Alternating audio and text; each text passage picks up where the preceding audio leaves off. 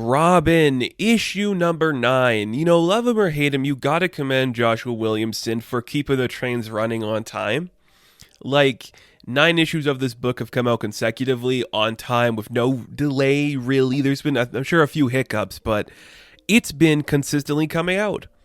And he's got like a million other books he's working on too. Like, the guy's a workhorse and he's putting a lot of effort into the current crop of DC Comics. You gotta respect him for putting in the time and effort. I think it's just super impressive what he's doing.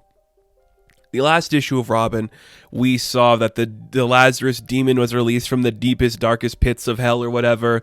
The crazy great-grandmother of Damian was just like, unleash the beast, let it break the world. Connor Hawke will be the host of this being, and he will destroy the world, and the League of Lazarus and whatever we are will just be infinitely more powerful. Everything else will be destroyed. We're cool. We're strong. We're awesome. Damian's like, shut up for a second, punches the demon, gets like weird acid on himself. He's like, okay, that's burning me. So every time I go to kick this thing, it hurts. That's good to know. How do you fight something that literally burns you when you touch it? Good thing Damian's going to have to find out a lesson in this issue to learn what he's going to do. Because it's a pretty standard issue, and I think that's kind of been like a theme this week at DC, where it's like big action sequences, which I really like. I've read a couple books there at DC, and there's just been a bunch of action, which is fun. I like it. Damian kind of gets knocked down.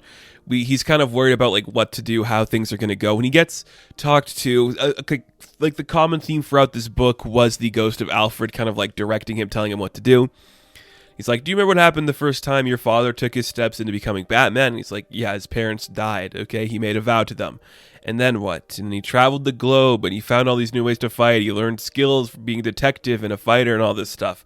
He did all these amazing things. He returned to Gotham to avenge his parents, and he struck fear into the criminals and all that stuff. And basically, you're seeing like the retelling of the origin of the Waynes through the lens of Damian. He's in the position that his father was, all these things, when he hurt himself, when he traveled the world, when he saw the Bat for the first time, but we're seeing it as Damian this time and not as Bruce seeing these things, which is kind of cool. I do like that. Cut to the future where he becomes the Bat, and then he took on a Robin. It's like, yeah, I get it. I'm not my father, Alfred. What do you think this is about? He's like, you're forgetting one key element of all of these stories, Damian. What was the first step he took? He's like, I don't know. The bell?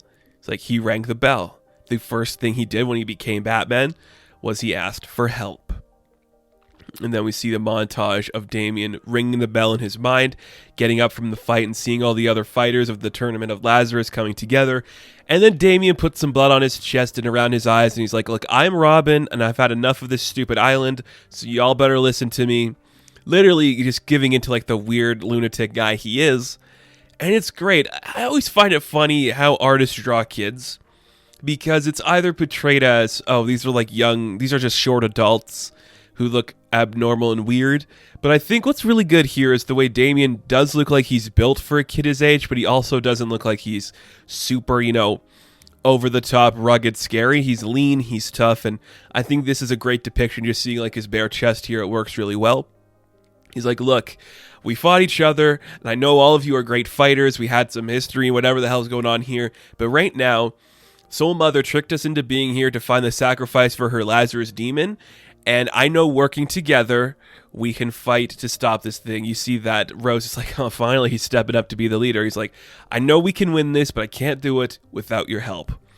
So he's becoming his daddy. He's getting his team together. Of course, they're not his Robins, but just a bunch of fun people showing up. We get our hoorah moment. We see all the people here ready to join in on the fun. And then basically his plan is, since the demon is not fully healed yet, we're going to slowly and just methodically cut away at it until it just stops existing. And it's pretty cool. So it just becomes a fight, Some of the first rounders who got kicked out are going to go stop the priest. The rest of them are going to tackle the demon. It's fun. It is fun. And again, the rest of this book is pretty much an action sequence. You see all the characters just beating him up. Rose gets in some good licks. Flatline kind of gets hurt. And Damian is just instantly like, oh no, my babe, but I'm not actually dating you. We're just friends at the moment. You see Respawn comes and he's like, I told you I'm going to be the one who wins this. And he just chokes the beast. They all yank on the chain that he wrapped around it. They just pull the chain. And you see that the demon's head literally just gets ripped off its body. They kill the demon. Simple, right? Of course it is. Like, this whole arc, I think, was more focused on, like, the actual tournament story, and it wasn't supposed to be super about the demon and the Lazarus stuff. That's just the sideline stuff, because Damian is intrinsically connected to Raish and Mother Soul and Talia, so you have to put those things in there scaringly. So the fact that it's like, okay, the demon just gets its head ripped off, that's fine. They already announced it's not fully formed yet, so if it's an easy kill, I don't think that's a problem. I don't. It's kind of simple. But sometimes that's comic books. We got to wrap up this storyline because we're literally headed into a new arc with the next issue. So we kill the demon. Connor kind of wakes up right as things just like end.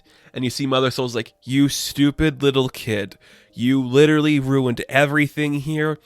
I hate you. You are no grandson of mine. Why do you have to be like this? I hate you. Somehow she just like starts yelling at him enough where she like uses a big force of her powers. She's like, I'm going to teach you a lesson. And he's just like covered in this weird, I guess it's like some flames shooting from her mouth. And he wakes up in the middle of the desert and he just like sees like this young man walk behind him. And he's like a younger version of Raish. I think it's like indicated before Raish became connected to the Lazarus pit and his mother's there. And they're like, just people wandering the desert, like, do you know where we can find water and a place to rest?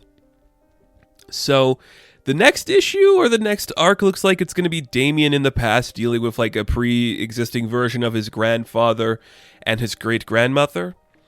That's kind of cool. That's kind of fun. I do enjoy that. It's an interesting thing to play with. Maybe this is sooner in the timeline than what we'd expect. Maybe it's further away. I don't know. I just think it's kind of interesting to throw Damian into a new place to do like that. Does the Lazarus tournament stuff wrap up kind of quick?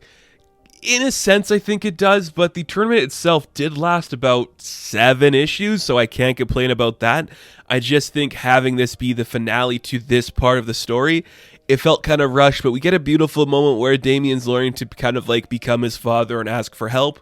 The one thing that he hasn't really been able to do, even when his brothers showed up to help him, he hasn't really been able to get that support or that idea in his head, like asking for help.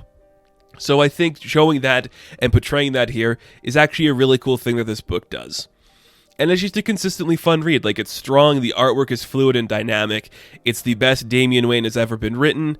I'm curious to see how the next arc goes. I think that could be the make or break moment for this book where suddenly we introduced all these cool new characters and now we're going back without them.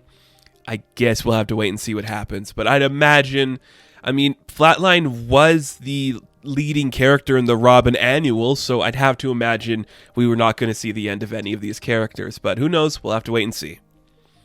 So Robin, issue number 9, I am going to give a 7 out of 10. Now, thank you guys for watching this review. Be sure to like and subscribe to the channel. As always, you can check me out on Instagram, TikTok, and Twitter. And I will catch you in the next one.